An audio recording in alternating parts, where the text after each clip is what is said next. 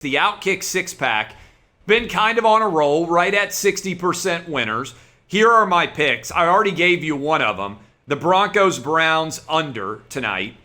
Chiefs-Titans, I like the over in this game. Eagles-Raiders, I like the Raiders against the number right around 3.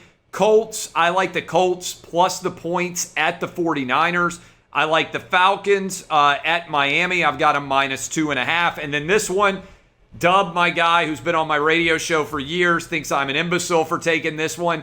The number is all the way out to 17.5, Furman, on the Texans against Arizona. That's almost an unheard of number for an NFL matchup. I can't say no to 17.5 points for the Texans, even though obviously that is a monster number. So those are my 6. Do any of those games jump out at you in particular? Do you like or dislike any of them?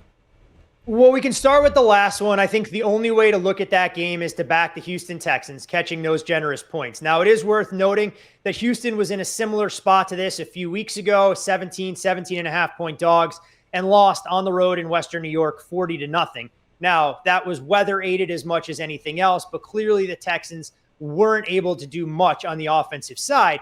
However, the schedule, in my opinion, works in the Texans' favor here because Arizona comes into this game undefeated. We know they upset the Cleveland Browns last week. And then on Thursday night, a week from today, we have arguably one of the marquee games that we're going to get of the first few weeks of the NFL season.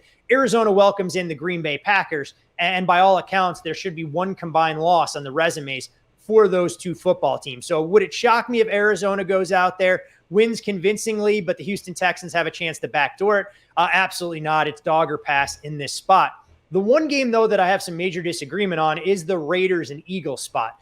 I think when you look at the way the line moved last week against the Broncos, nobody wanted a part of the Vegas Raiders. In the wake of their lethargic effort against the Bears, John Gruden, of course, relieved of his coaching responsibilities out here, and you have a special teams coordinator and Coach Bisaccia taking over. The Raiders use that as a rallying cry. Market goes from 3-5. Denver, the dead nuts, wrong side. The Raiders, I don't even think the game was as close as the 34-24 final score indicated there. But here you are now. You've put a little bit more of your game plan on tape. Philadelphia has a chance with some extra days to prepare, and they'll have the services of Dallas Goedert back as he was removed from the COVID reserve list. Most likely they're going to get Lane Johnson on their offensive line. And I want to see if the Raiders can replicate that level of emotion. So this is a game that I'll disagree with. I'll take the Eagles plus the points in this spot. And when you mentioned Sunday Night Football, this is a huge game as far as two teams that obviously had a lot that they wanted to accomplish this year. San Francisco comes in off the bye. Jimmy Garoppolo expected to be under center. The Colts, their defensive backfield loses another key cog as Julian Blackmon, I believe, tore his ACL earlier this week in practice. But that game could be an ugly watch because it looks, by all accounts, you're going to get a huge weather element playing a role there. I think it's an 85% chance of rain in the Bay Area, some wind. Could be ugly. So I can see where you're coming from making a Colts, but the biggest disagreement I have is on that Raiders-Eagles game. All right. Anything in the NFL that I didn't give you with my Outkick Six-Pack? Any major storyline that to you deserves to be explored, or any bet that you particularly love in the NFL as we get ready for Week 7?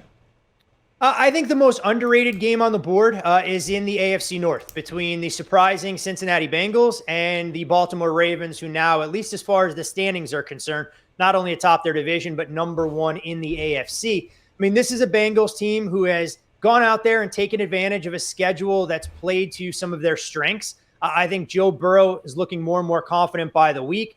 And as critical as I was of Cincinnati taking a wide receiver at 5 in Jamar Chase over an offensive lineman that could have protected their franchise, I mean, Chase looks every bit the part of a truly elite wide receiver. I mean, numbers he's putting up as a rookie we haven't seen since Randy Moss. So full credit to them. But this is a step up in class. This is a Ravens team who dominated the Chargers last weekend. Their ground game not as dynamic with 3 running backs closer to retirement than they are to the prime of their careers. But I think Baltimore is going to put some pressure on Cincinnati as far as how the Bengals want to go out moving the ball. The Bengals play at an extremely slow pace, and I think Cincinnati can do some things to stymie Baltimore. So when you're looking at that game, I actually like the first half under the total at 22.5.